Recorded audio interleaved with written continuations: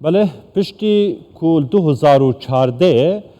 چالاکیان رخراو رادیکال یا داعش لعراق سوریه برفره بو ایتر چپرین خواهین ایرش کرنه بو سر هر دو ولاتان هم سوریه هم عراق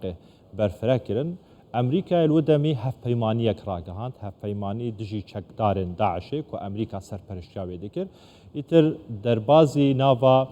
هر دو ولاتان بو به برفره هرچنده پشتی 2003 لعراق هرما بو لدما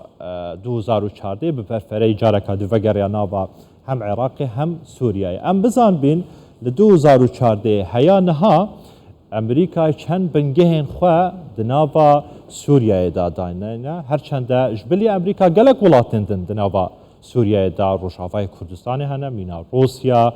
ایران فرانسا گلک ولاتن دنجی دناوا سوریه و روشافای کردستان بنگهن خوین سربازی هنه چالاکی هنه و ترکیه جی بشکا زور خستیا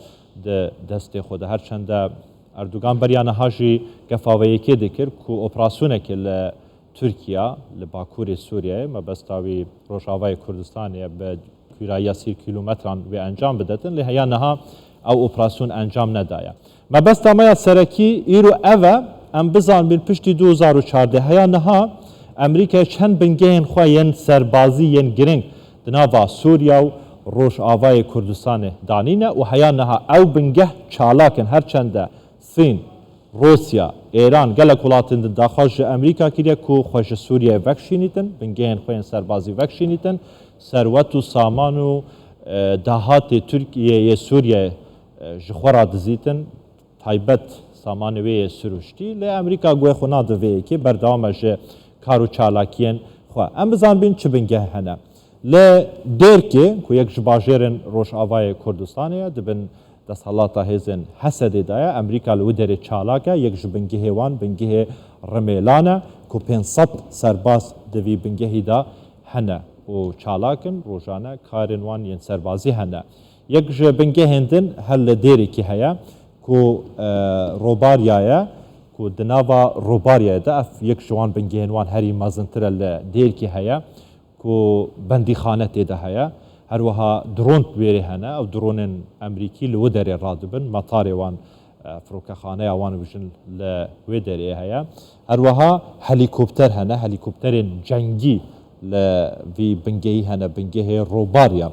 او 150 سرباز جی دناوا بنگه روباریا هنه لدرگه بزن بین لقامش لو که اوشی یک باجرن دنیا روش آوای کردستانه باجره که هری استراتژیکه چند بنگه لهنه بنگه هیمو که سر عامود قامش لویه امریکا لو در دانیه پشتی 2014 یان بنگه چالاک کریه 350 سربازن امریکی دناوا وی بنگهی دا هنه هر وها تشتکی دنجی که او بنگه هاتین درست کرن ین امریکی همیا یعنی سیستم برگیری هیا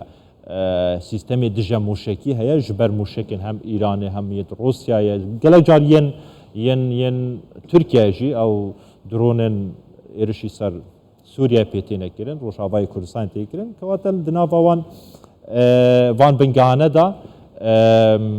پرگال یان بجن سیستم براوانی هیا و راهنانش به هزن حسده دیکن لوان بنگهانه تایبل لبنگه هیمو چوکل پشتی 2014 هزا حسده سردست امریکا هاتیه درست کرن و هیا نهاجی او هز چالاکه به هفرا دیگل امریکای روبروی چکدارن داعش دبن لگلک باجرا دیر زورو لکوبان لرقای به هفرا شرکیه جبو نهیلانا چکدارن داعش هل قامش بنگه کید که هیا کو بنگه نقارایه اوش یک بنگه هری چالاکن امریکایه لو داره کو کومک سربازان تداهیه چند زانیارین دقیق لسروی بنگه نهاتینه بلاف کرن لی یک بنگه هری چالاکه یک باجرن دن لروشافای کردستانه که اوجی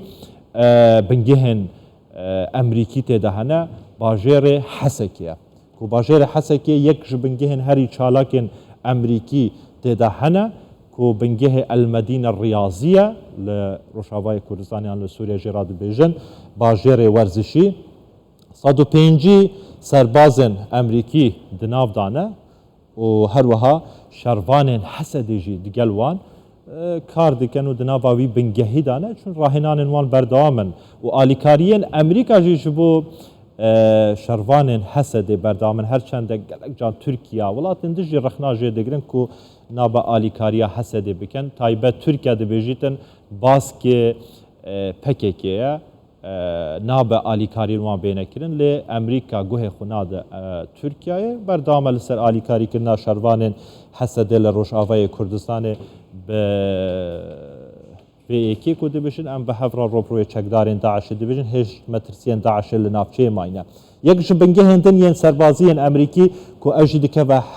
حسکه شداده کو 305 سرباز دنابا وی بنگهی دا چالاکن کو کار راهنان دیکن کار روبروبون دیکن دیگل چکدارن داعش و پاراستنا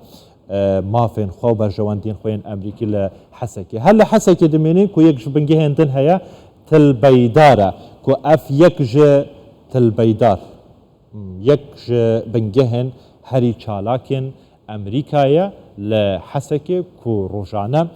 چالاکی تداتن انجامدان راهنان تداتن انجامدان پاراستن جبرجواندین امریکا و هف پیمان امریکا دیگن لویدره یک جبنگه اندن هر لحسکیه کولیفستونه بارم ناوکی انگلیزی اف ناوه امریکا جرا دانیه کو پنجی سرباز دناوا و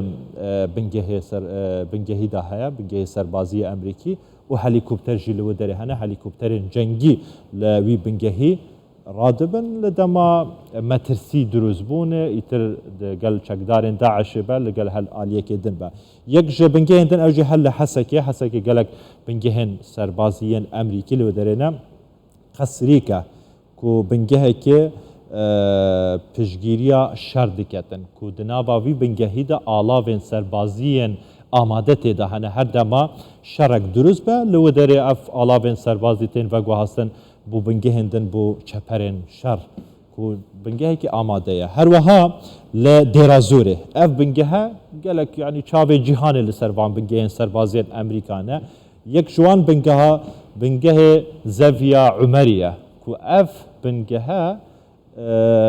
مازنترین بنگه امریکا چما مازنترینه و امریکا گلک گرنگیجی پیدا جبر وی که مازنترین حلقه یعنی حقلا غازه سروشتی لروش آوای کردستان در خستنا غازه سروشتی لو درته تکرن گردیگه دناوا و بنگه سربازی امریکا ده و 12 هلیکوپترن جنگیجی تدهنه کو روزانه امریکا لوی کلگه غازه در تینیتن در بازی باجرن هم نافوی دروین سوریه دکتون هرچند روسیا و ایران و ترکیه و گلک ولاتندن روزانه گلی و رخنش امریکا هیا کو دست دانیه سر سامان سروشتی یه سوریه ل او گوه خنادتی بردامه یک جه بنگه هندن زویا تنکه کو اف جه کوانج کلگه هن غازه سروشتیه امریکا دست خدانیه سری پنجی سرباز لو داره هنه هلیکوپتر 4 هلیکوپتر لو داره هنه کود کویتا دیرا زوره هر وها زویا کونیکو کو اوش یک جه بنگه هنری استراتژیکن امریکایا پنجی سرباز لو داره هنه سرباز مکی من هلیکوپتر و بندی خانه لو درینه دبا او زویا هنه کی غازوی کیم بیتن لور امریکا گلک گرینگی پی ندایا رویشت کو یک جه بنگه ها کا دنیا امریکیه دکوا سریا دیر زور حسکه او رقای برایدلی کو جرا دبشن امریکی کو اوجه یک بنگه هری چالاکا امریکایا ل دیر زوره داوی بنگه یا امریکی نه داویه بریا داویه کو باغوزه باغوز یک جوان بنگه هن امریکیه کلو در روبروبونه کا زور دگل چکدارن داعش هاتیه کرن هزن حسده و گل هف پیمانیا دجی چکدارن داعش شرک زور دوم درشت لو دری هاتن کرن به هزارهان چکدارن داعش مالباتن داعش هاتن دست سر کرن و هاتن کشتن و جناب برن کو 25 سربازن وان لو درینه داوی بنگه امریکا لسوریه کویشت کویتا دیرازوره تنفه کو بنگه که هری مزن امریکا استراتژیک امریکا کویتا سریا چارگوشه سوریا عراق وردن هر سه ولاتن به هفرا گرید داتن هر چند اف بنگه امریکی بریا چند روزه کان جالیه لانکی ندیار و کتبو جیر ایرشن درون و موشکان و لامریکا دبیجیتن او ایرشن ایران بوینه ما برسباوان دایا